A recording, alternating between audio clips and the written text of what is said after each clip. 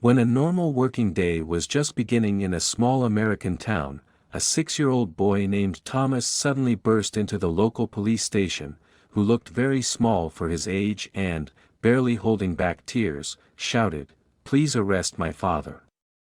At first, the police took it as some kind of joke, but the child did not let up and repeated his strange request over and over again. Then the attendant called Catherine, an employee who specialized in working with children, to finally figure out the situation. The woman who appeared tried to calm the little guest as best she could, but he still seemed incredibly worried and excited. However, the staff could not take any action until they had received at least some information from Thomas. Catherine and her colleague, Sergeant Paul, began asking the boy simple questions to bring him to his senses and finally find out the truth. Nevertheless, Thomas continued to cry pitifully, and then he issued, "Arrest my dad urgently. He needs to be sent to prison as soon as possible." Realizing that the situation was very serious, Catherine and Paul took Thomas to their office, where they treated him to sweets before asking him a new question. The sergeant then asked the boy if his father was hitting him. And he, after thinking a little, once again began to cry and began to nod his head. Then Catherine calmed the baby down again and asked what his father was doing now. And how did the boy manage to get out of the house?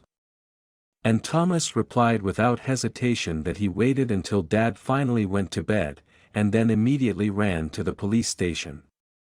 When asked about his home address, the boy first shrugged his shoulders, and then blurted out that their small house was next to an old water tower. And Paul immediately nodded back, as he realized what kind of building it was. Catherine tried to clarify where the boy's mother was now, to which he replied that he had not seen her for a long time. The child added that according to his father, his mother went for a walk one day, but never returned home. After hearing this, the most terrible speculations began to appear in the minds of the police.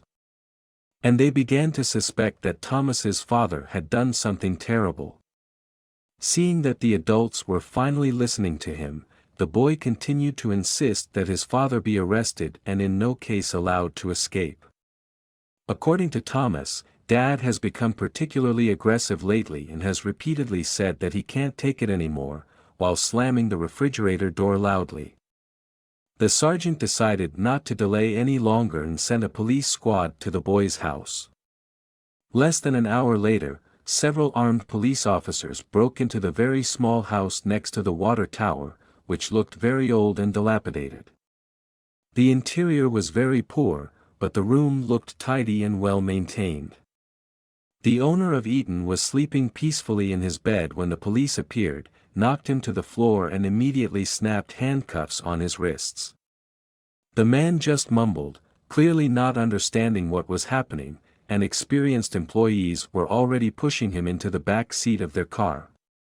Finally, recovering, the suspect began to shout that he had a small son at home, to which one of the employees sharply stated that the child had been in their station for a long time, and the arrested man would now have to answer for all the atrocities he had committed. When Ethan was brought to the station, Paul was very surprised. He expected to see an evil psychopath who cruelly abused his wife and son. But instead, there stood in front of him a very thin and obviously sickly man with dull eyes sunk in. A moment later, the arrested man was led inside, and Thomas, seeing his father, strangely enough, ran to meet him and threw his arms around his neck with tears in his eyes. The man hugged his son tightly with relief and also couldn't hold back his tears. Ethan said, "Son, I thought something happened to you when they brought me to the police." Thomas replied, "Dad, I told the uncle to arrest you." To the obvious question, "Why?" the boy replied, "So that you can finally eat, Daddy." The policemen stood with their mouths agape, not understanding what was going on here. But it didn't take the experienced sergeant long to finally figure out the heartbreaking truth. It turns out that Eaton raised his son alone after his wife died. In order not to traumatize Thomas's psyche, his father told him that his mother had gone for a walk, and the boy had been waiting and hoping since then when she would return. At the same time, Ethan himself has recently begun to have serious health problems. He did not even have a secondary education, which is why he was supported only by small casual jobs, which were barely enough to feed and clothe his son. At the same time, the man himself often remained hungry, sacrificing everything to his beloved son. One night, Thomas saw his father slam the door of an almost empty refrigerator loudly and sobbed from impotence and his inferiority. The boy really wanted to help his hungry and suffering father in some way. And then one day he learned from the news on TV that the local prison fed prisoners 3 times a day. After that, Thomas came up with a brilliant idea, and he immediately ran to the police station. When the sad truth finally came out, even the tough cops couldn't contain their emotions. They fed Ethan and Thomas well with their own dinners and took them home. However, the story did not end there.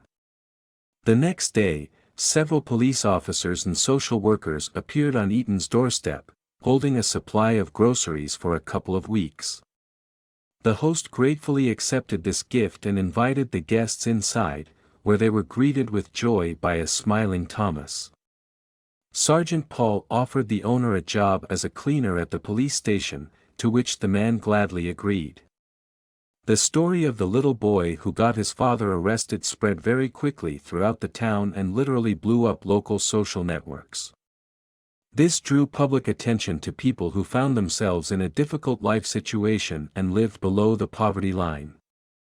Many residents showed their willingness to help all those in need and made their hopeless life much easier. And the little boy, with his naive and touching act, made our world a little kinder and better. Dear viewers, if you liked this video, then like and subscribe to our channel. Goodbye.